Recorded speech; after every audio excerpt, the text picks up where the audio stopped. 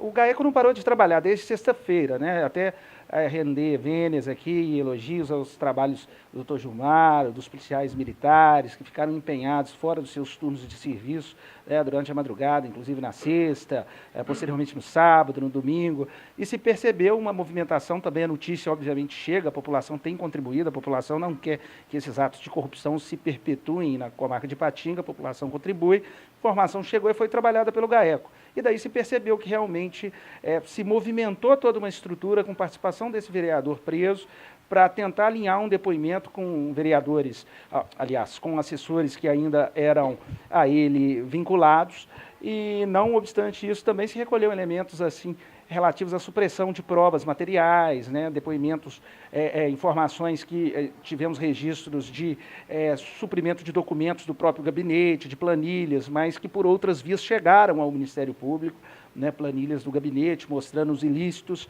de modo que não era só aquela prática que por si só já é ilícita, de querer obrigar um assessor ou outro a eventualmente partilhar salário com outro, a título de igualar, a título de uma certa moralidade, isso por si só já é ilícito. Mas se percebeu que se tinham dois fundos ali, né? Um fundo que ele chamava de fundo de campanha, que era um valor maior, mas na verdade ele tinha completa gestão disso e se valia daquele numerário para fins pessoais, né? Embora denominasse dessa forma, um fundo de eleições futuras. E também um outro fundo para custear salários e custeios de objetos pessoais pertencentes à própria empresa desse último vereador preso, né, do Gandra. Não, a prisão não ocorreu durante a sessão, né? O Ministério Público não faria isso, não admitiríamos. Estamos lidando com outro poder, tem um respeito que é um respeito para o cidadão de Ipatinga, então temos que trabalhar com a elegância que a própria legislação assim preconiza. O que houve é que, no momento que a prisão é deferida, os policiais precisam fazer campana para que o trabalho deles seja cumprido a contento. Então, se sabia que naquele momento do deferimento, o vereador ali estava. Então, nós mesmos nos resguardamos de levar ao conhecimento da presidência para que, conforme a presidência indicasse, e assim foi feito, a prisão se realizaria. E não foi realizada em plenário, nem muito menos admitiríamos isso, foi realizada de forma muito discreta, né, no fundo da Câmara, sem deixar a instituição comprometida. Nós combatemos o fato, a corrupção em si, não combatemos as instituições. Bom, a questão dele foi a mesma dos outros. Nós estamos trabalhando com habitualidade criminosa. O que isso quer dizer? Que diversas e diversas vezes o vereador, né, tal como os outros também, estavam pegando dinheiro dos seus assessores para finalidades diversas. No caso, inclusive, do vereador Paulo Reis, há a informação de que ele estaria pegando esse dinheiro para a compra de apoio político junto a lideranças comunitárias. Bom, a prisão temporária ela tem prazo certo. A prisão preventiva não tem.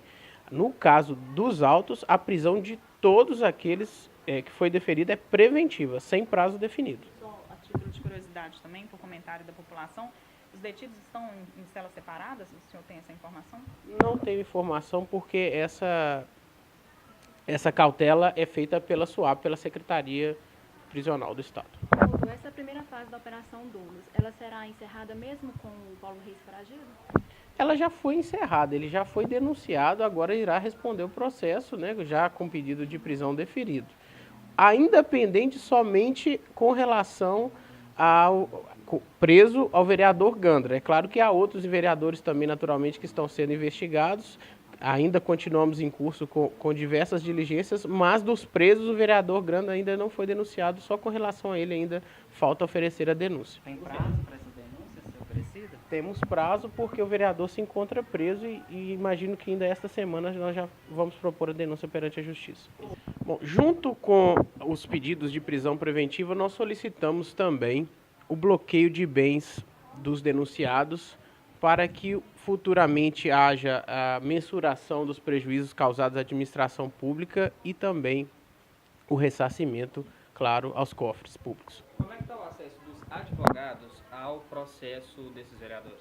Bom, o acesso é feito em conformidade com o que é previsto no Estatuto da Ordem dos Advogados do Brasil. Inclusive é uma lei, eu imagino que está sendo cumprida. Sim, é verdade. No domingo à tarde nós recebemos informações dando conta que os assessores estavam sendo convocados a participarem de uma reunião em um local descoberto, ou seja, eles não tinham conhecimento, mesmo porque estavam sendo buscados em suas residências, tanto pelo próprio vereador, como também por uma assessora mais direta ao vereador. E nessa oportunidade, então, eles foram levados a uma residência essa, que não se vincula a nenhum assessor, mas sim a uma ex-assessora.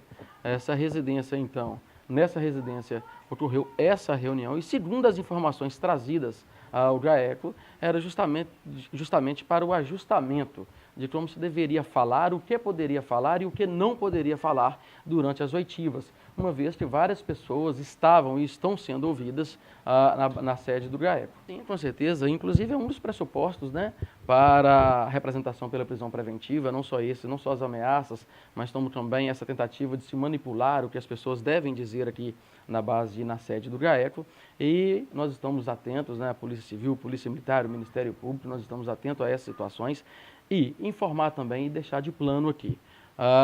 Durante as apreensões e durante as investigações, fatos novos vão aparecendo, nomes novos vão aparecendo, o que dá ensejo, então, a novas investigações.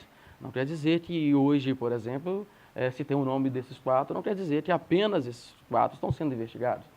O que nós temos, então, aí é justamente nós precisamos analisar todo esse conjunto probatório, os telefones recolhidos, os materiais, agendas. E fatos novos nós podemos afirmar que vêm aparecendo e todos eles serão apurados e investigados da mesma forma que vem ocorrendo até os dias atuais. Assim, considerando os fatos ora apresentados, nós temos também investigações em relação à fraude processual, coação no curso do processo, ou seja, nós temos aí a análise e as investigações em relação aos artigos 344 e 347 do Código Penal Brasileiro, além dos outros outrora mencionados aqui pelos promotores de justiça.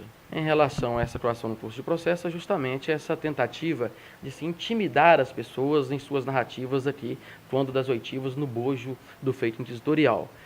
Em relação a essa fraude processual, é quando ele faz determinar, e isso nós temos hoje como demonstrar e provar, quando ele determina alguns assessores, por exemplo, que apaguem provas, que rasguem cadernos, rasguem planilhas, formatem computadores, no claro objetivo de não se deixar as investigações tramitarem o seu curso normal.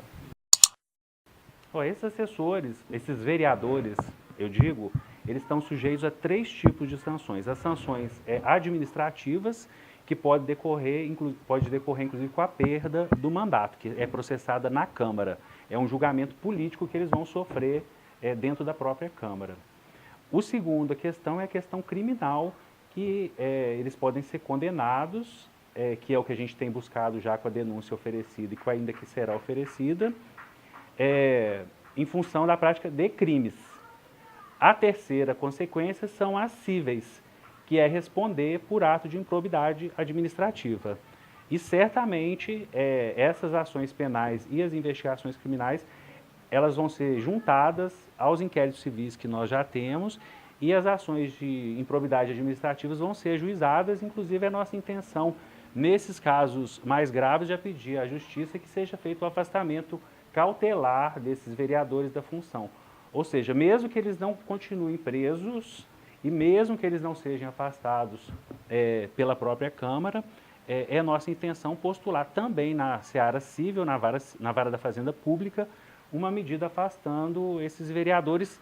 Tal é a gravidade do que vem se evidenciando nesses processos e nessas investigações.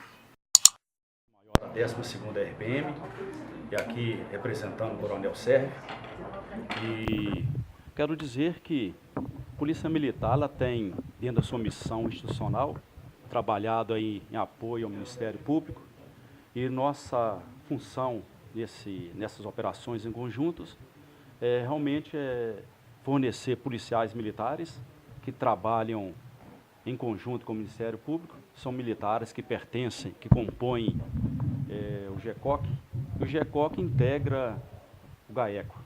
E desde então nós temos, já nessa parceria institucional, uma parceria assim, bastante produtiva, e nós temos procurado apoiar em tudo, principalmente assim relacionada a todas as demandas repassadas pelo Ministério Público.